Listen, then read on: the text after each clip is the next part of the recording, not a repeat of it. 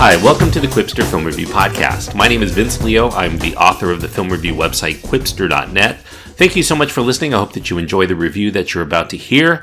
Those of you who listened to my previous episode know that I mentioned that I was going to be away for a couple of weeks. I took a trip with family to the Bahamas, and it's my first time there. My wife was actually born there, and it was a great experience. I'm back now and ready to review movies. There were no movie theaters whatsoever on the island that we were on, no availability for any of that stuff, so it's been a while since I've actually seen a movie, and the first movie that I saw when I came back is Atomic Blonde, which I'm going to be reviewing for you in just a moment. I do want to mention for the first time listeners that I am a film critic who's been doing reviews for over 20 years now. You can read all of my written work at my website. Quipster.net is where to go. QWIPSTER.net. Now, those of you who've seen Atomic Blonde or even just seen the trailers or know what it is, it's an action thriller that stars Charlize Theron. And it's an R-rated film. It has sequences of strong violence, language throughout, and some sexuality and nudity. It runs an hour and 55 minutes. In addition to Theron is James McAvoy, with supporting roles going to Toby Jones, John Goodman, Sofia Boutella, and Eddie Marsan. The director here is David Leitch, his first time as a director, solo director, I should say. He co-directed John Wick. Kurt Johnstad writes the screenplay, and it is adapted from the comic called The Coldest City by Anthony Johnston and Sam Hart. This film is set in Berlin back in 1989. That's shortly before the collapse of the Berlin Wall, actually within a few days. We find an MI6 agent named Lorraine Broughton, who is played by Theron. She's on a mission to try to get a much sought-after, highly classified list of spies who are working for Western agencies around the world. It's kept within the case of a luxury watch, and she wants to prevent it from going to the KGB, and probably meaning the deaths for all of those agents who are on that list. The film operates in flashbacks as we see the bruised and very fatigued agent divulging the details of her botched mission to her immediate superior, played by Toby Jones, as well as to a bigwig in the CIA, played by John Goodman. And we learn of her covert mission to acquire the list. Initially, she's assigned to work with the chief operator in Berlin named David Percival, played by James McAvoy. In the meantime, they have to contend with dangerous Soviet operatives, as well as the East German military, Stasi officers, and rumored unknown double agent working on both sides of the wall. As I mentioned, this one's loosely based on the graphic novel The Coldest City, and it's a spy thriller genre exploration within the Cold War environment. It particularly exploits its period with the music, the attitudes of the 1980s for a lot of its aesthetic punch. We see graffiti, we hear all of these songs, some of the styles. It definitely has a very 80s vibe, and while that may be a nostalgia trip for many people in some regard, the action here is certainly much more modern in its approach. It has a lot of long, seemingly uninterrupted takes, which these takes obviously have edits, but they did a really great job in hiding them.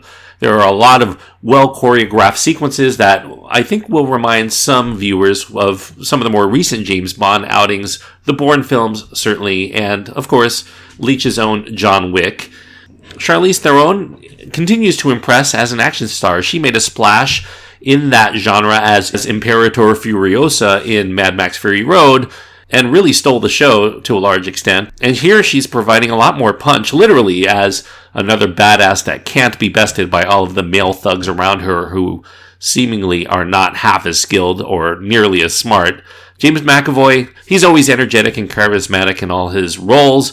Here he wavers between being perceived as a friend or a foe, which is always what the spies themselves seem to wonder. They wonder if they're doing good works or evil through the success of their mission or the failure. Toby Jones and John Goodman, they provide recognizable faces. I wouldn't say that their performances here are anything worth going out of your way for if you're fans of theirs. Sofia Boutella, she gets some screen time as a woman with eyes for Lorraine, which is not really a spoiler since it's something that was highly publicized before the release of this film. But her character is interesting because she just might be overwhelmed by the Cold War environment going into the heart of Berlin.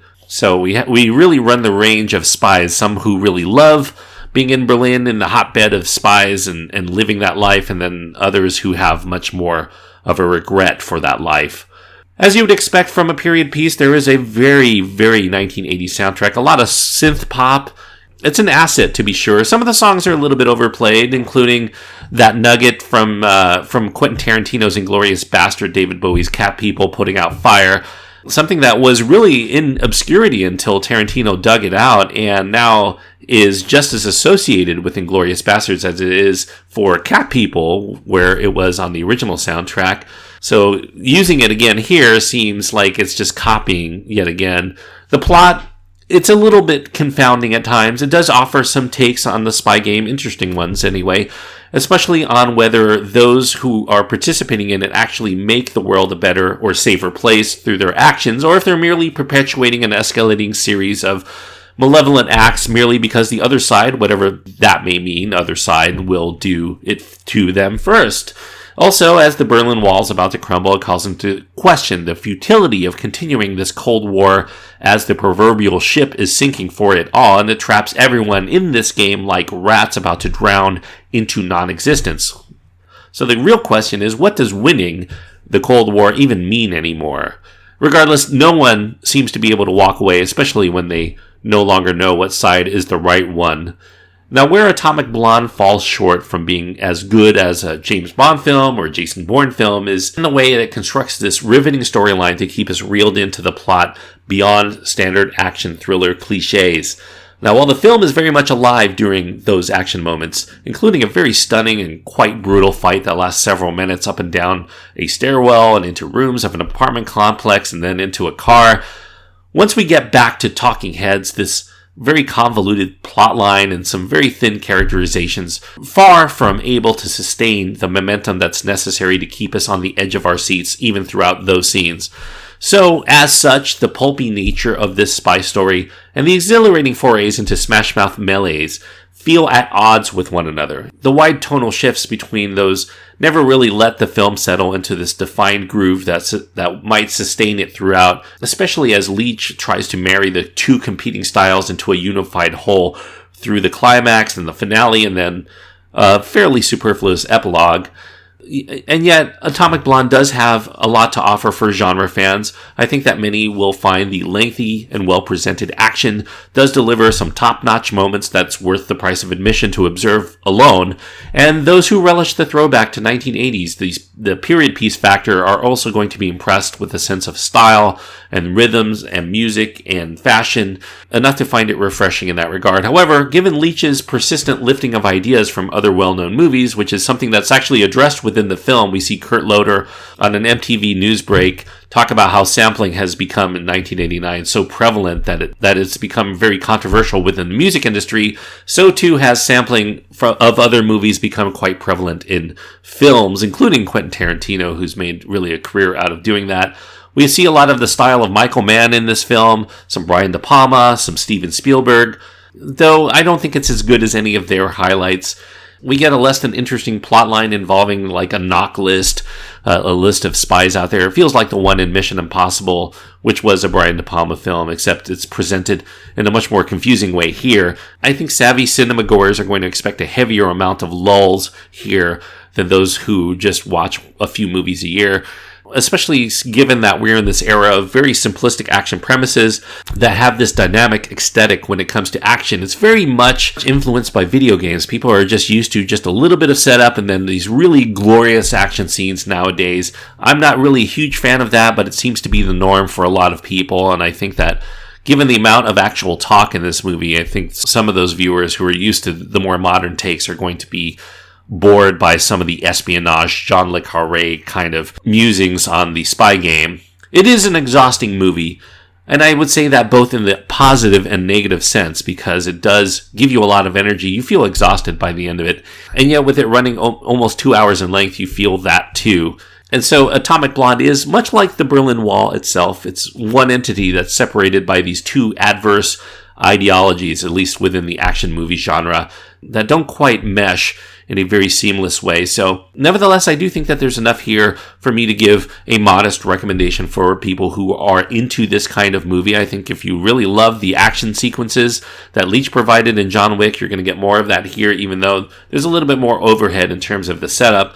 I'm going to give it 3 stars out of 4. 3 stars on my scale means that I do recommend it for genre fans, probably not much more beyond that. So if you're looking for Charlize Theron kicking butt, you're going to get plenty of that here.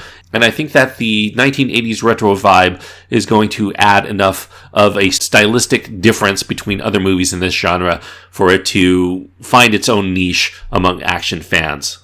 Thanks everyone for listening. I hope that you enjoyed this review.